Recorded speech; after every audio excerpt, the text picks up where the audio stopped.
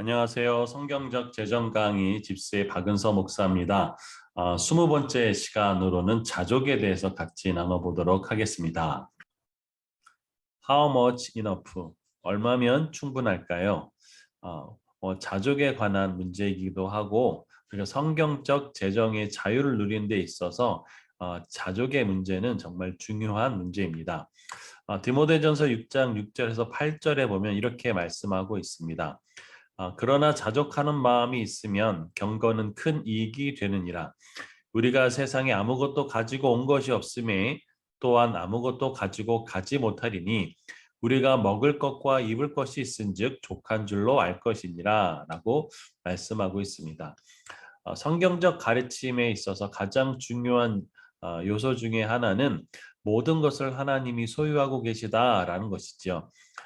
실상 내 호주머니 속에 있는 돈, 어떤 물건이 내 것이라고 생각할 수 있지만 우리가 삶의 마지막 순간에는 그것이 전혀 내 것이 아니라는 것들을 알게 됩니다.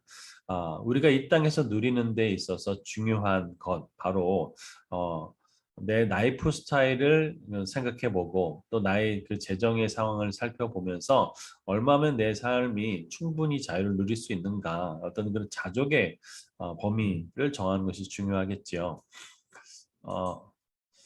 어떠한 형편에든 나는 자족하기를 배웠다는 그 바울의 고백처럼 하나님은 우리가 재물을 어떻게 다루기를 원하시고 또 그것에 따라서 우리가 어떻게 행동하고 또 그리고 이 땅에 사는 동안 먹을 것과 입을 것을 공급하시는 분이 하나님이라는 그 신뢰, 그것을 배웠을 때 그리고 그것을 통해서 암과 행동과 하나님을 향한 신뢰가 되었을 때 우리는 자족하고 만족함을 누릴 수 있게 됩니다.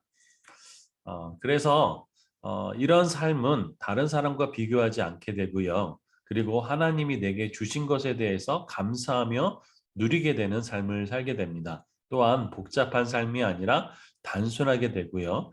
또한 하나님을 사랑하고 또 하나님을 섬기는 일과 관계가 없는 어떤 그런 세상의 물질과 부와 명예 이런 것들은 아무것도 아니란 것들을 알게 되죠. 그리고 탐내지 말라고 또 이 세상을 본받지 말라고 말씀하셨던 성경의 가르침대로 우리가 지켜나가기 위해서는 자족하는 법을 배워야 할 필요가 있습니다. 자족하는 인생을 살기 위해서 우리가 인생의 의미 있는 세 가지 자산을 구성하는 것이 굉장히 중요합니다.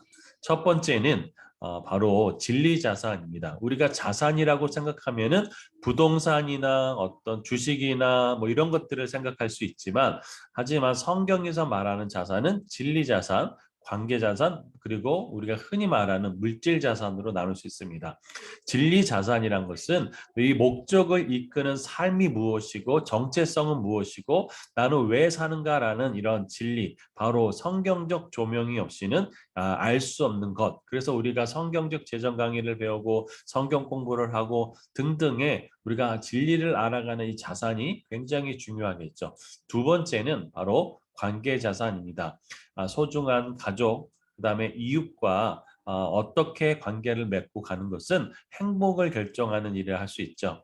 그래서 우리 안에 감정의 따뜻한 마음, 나눔의 마음, 사랑의 마음을 가득하는 것, 그리고 정직한 관계, 이것이 중요한 관계 자산을 이루겠죠.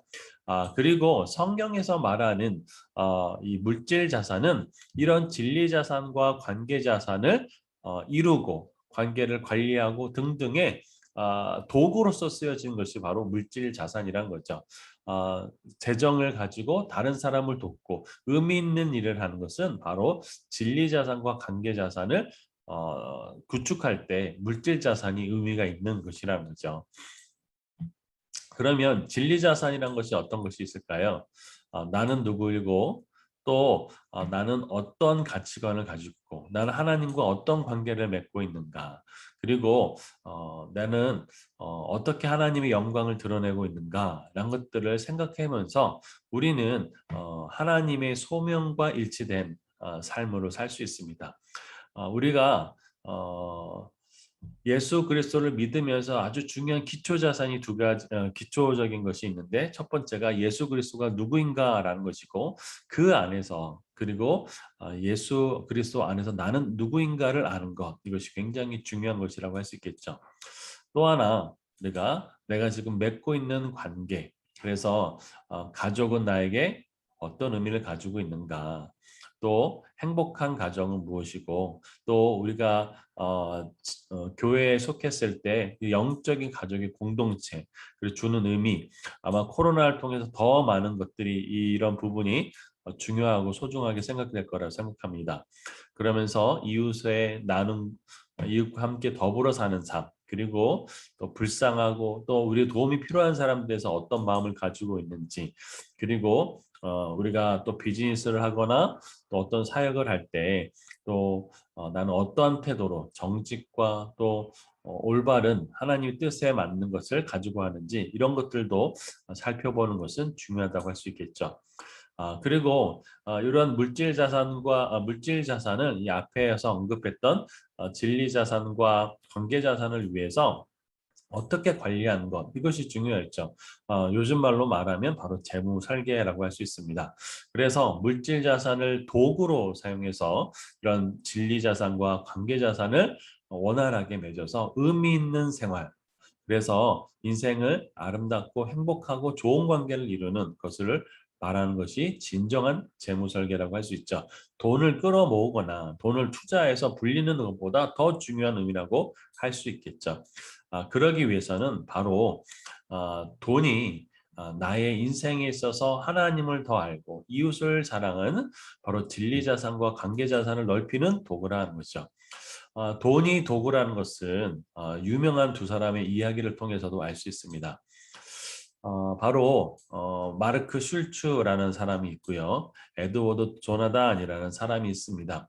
비슷한 시기에 미국에서의 이 사람의 역사를 추적해 봤는데, 여러분이 잘 아시는 에드워드 조나단은 그의 집안에 있어서 5대에 걸쳐서 1394명의 자손을 두었는데, 선교사 목사가 116명, 예일대 총장 등 교수가 86명, 군인이 76명, 또 뭐 실업가, 발명가, 부통령, 주지사, 이렇게 믿음의 명문 가정이 되었죠.